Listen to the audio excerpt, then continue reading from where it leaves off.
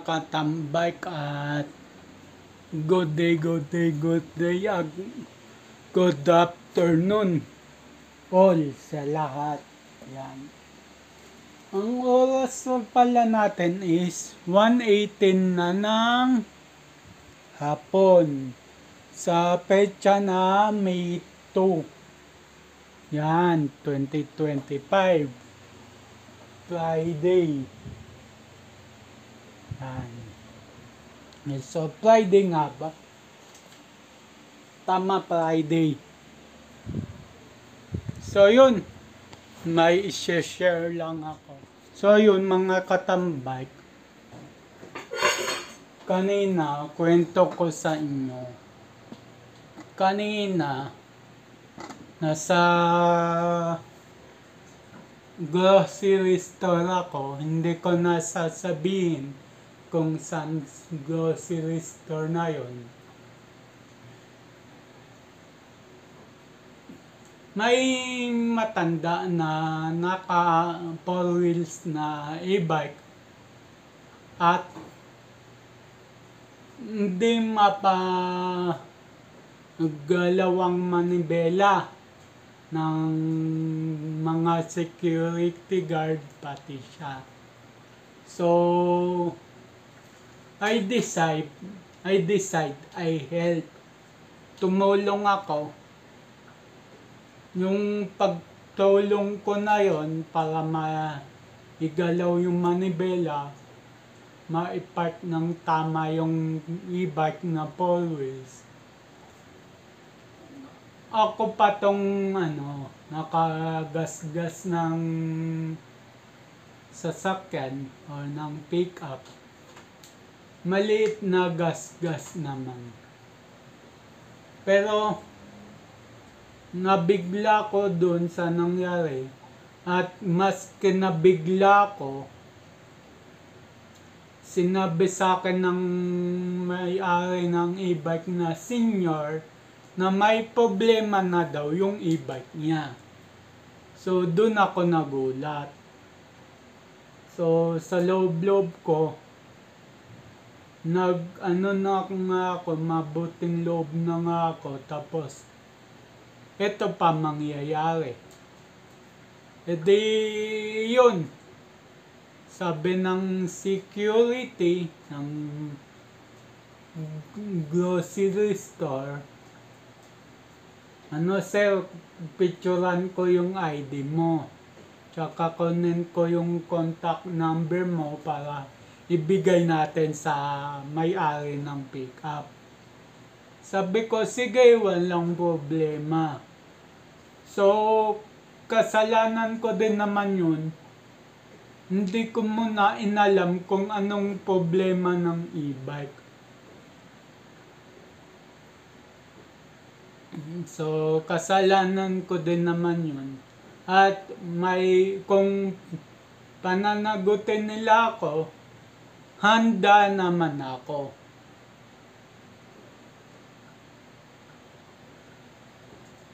Pero hihingi pa rin ako ng dispensa. So, yun. Tapos yun, kinuha na yung number ko, saka na-picturean na yung ID ko, edi umalis na ako kasi that time na yon nagmamadali na yung mother ko, wala pang makakain dito sa bahay nun. So, umalis na kami. And then yung pagbalik ko, tinitignan ko, wala na yung pickup tsaka yung e-bike na 4 wheels na kulay puti. Wala na. So, ako diretso lang hanggang sa makauwi.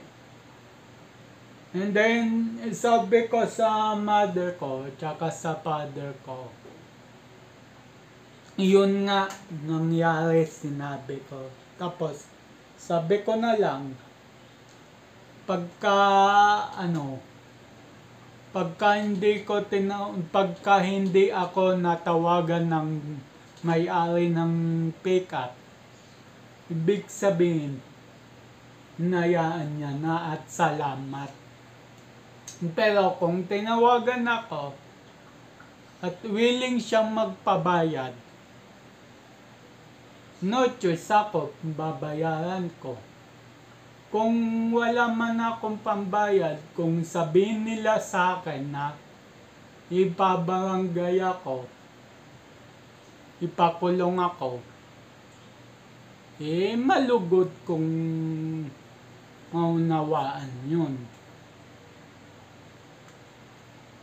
Siguro naman walang nakukulong sa gas-gas lang ng sasakyan eh. Hindi ko alam. Sa iba nangyayari yun.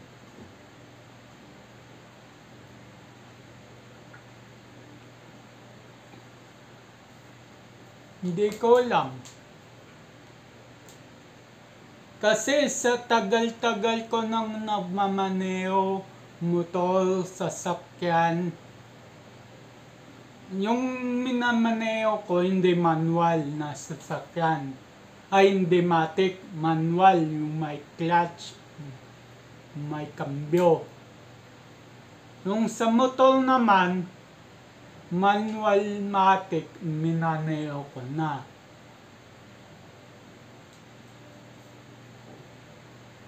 So, yun. Pati nga, 4 wheels na e-bike, minaneo ko na din. Tagal na yun. Siguro, nagka-problem error lang yung e-bike na ipapark ko sana. Kaya nangyari yun.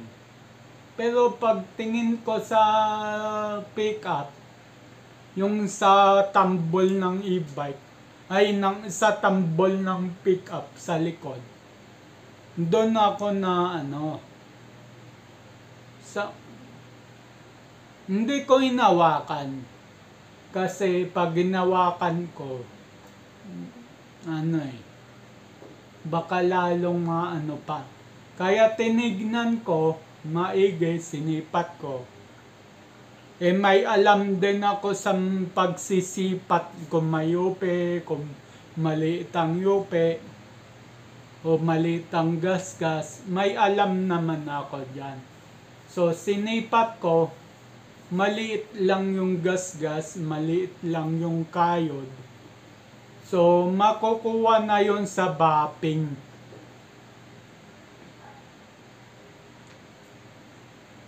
So, kung tawagan man ako ng may-ari ng pickup, hihingi na lang ako ng dispensa. At kung kailangan ko magbayad, willing naman ako magbayad.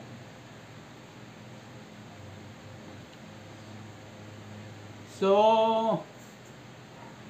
hindi ko na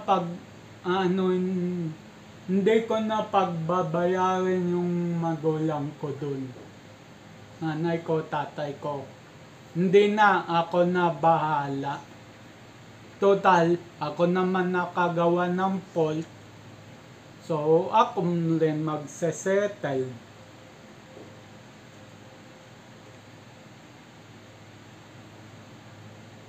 So, yun. May naging malaking aral sa akin doon sa part na yun, na wag kang basta-bastang magmamaneho ng vehicle ng iba, lalo na kung hindi mo kakilala, lalo na kung wala kang alam na may problema pala yung vehicle na yun. Yun ang naging lesson ko.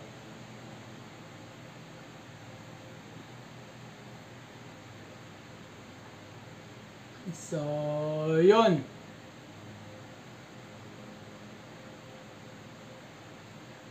Sana nakatulong itong video na to para sa mga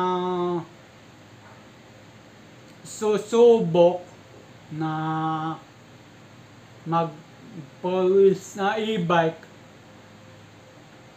ay daan-daan po kasi ano yun eh, hindi natin masasabi kung magkakaroon ng error, magkakaroon ng problema. So, hindi ko alam. Pero dati nakagamit na ako ng 4 wheels na e-bike eh. Wala naman naging problema. Well, siguro dahil sa ano yun, hindi natin masasabi kung pare-pareho ba ang manufacturer ng tao.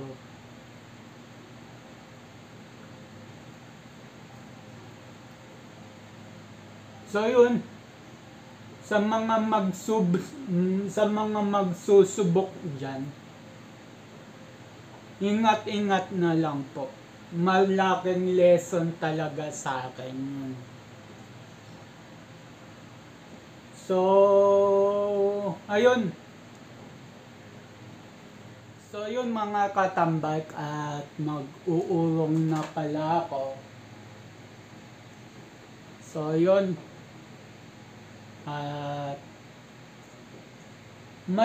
after nitong ulong ko, pupuntahan ko kasi yung father ko, yung aking papa. Yan. So, yun.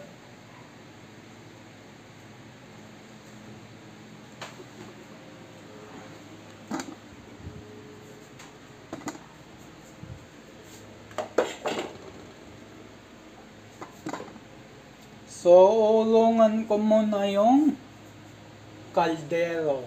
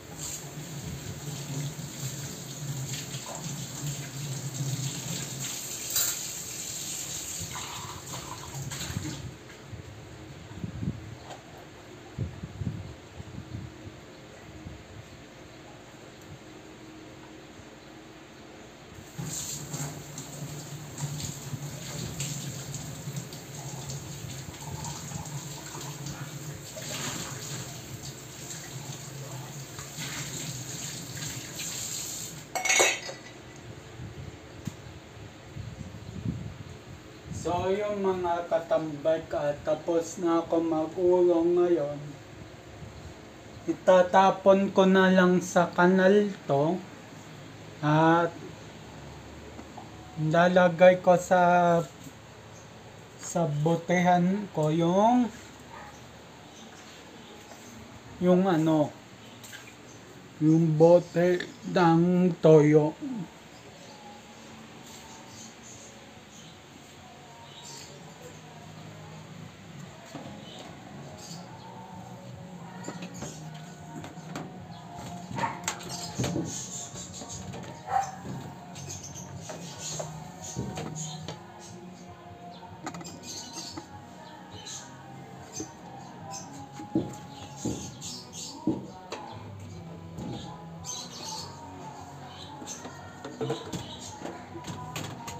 So, ayun. At balikan ko kayo. Tapon ko lang to.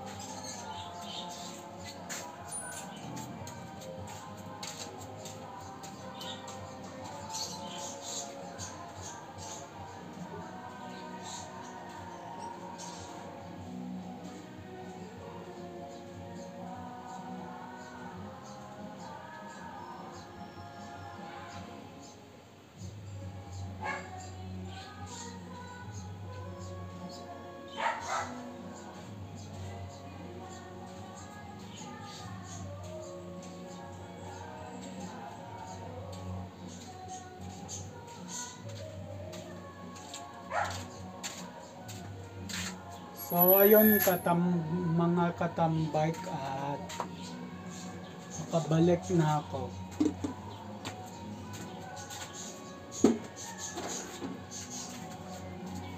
So, ayun. At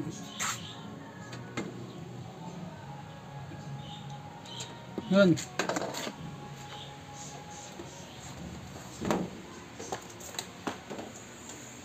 No choice kailangan masikip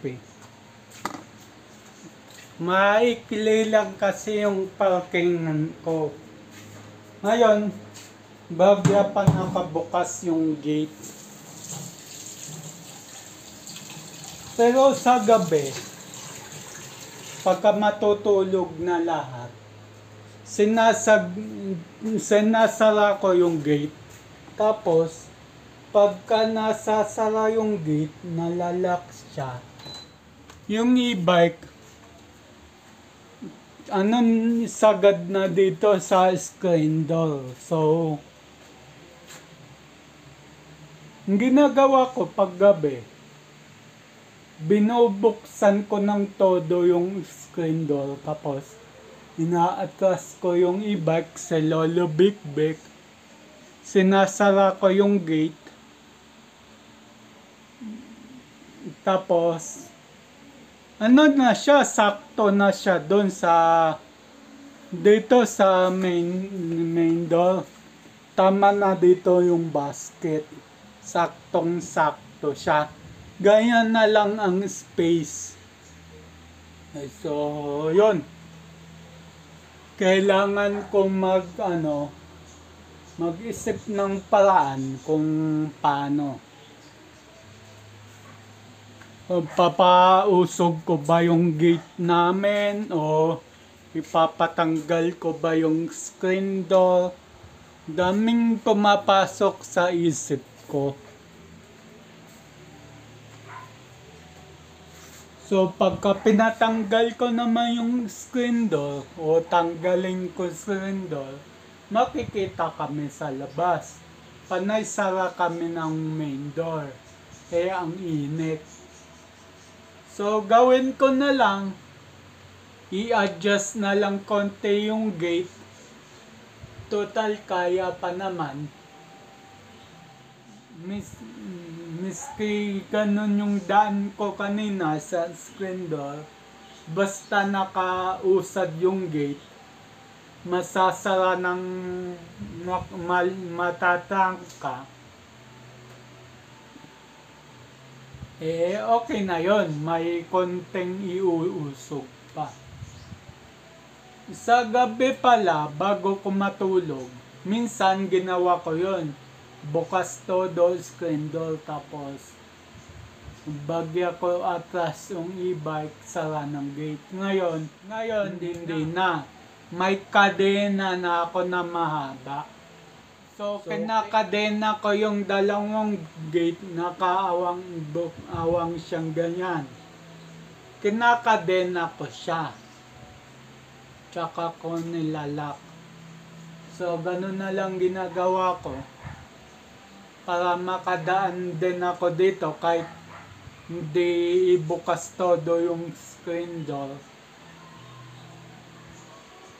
So ayun, at dito na ako magpapaalam. So yun, so yung mga katambike, abang na lang sa next vlog. Ang oras natin ay, ano bang oras? 1:45 na ng hapon. So yun, abang na lang sa next vlog. Keep safe everyone. God bless. And then, bye-bye.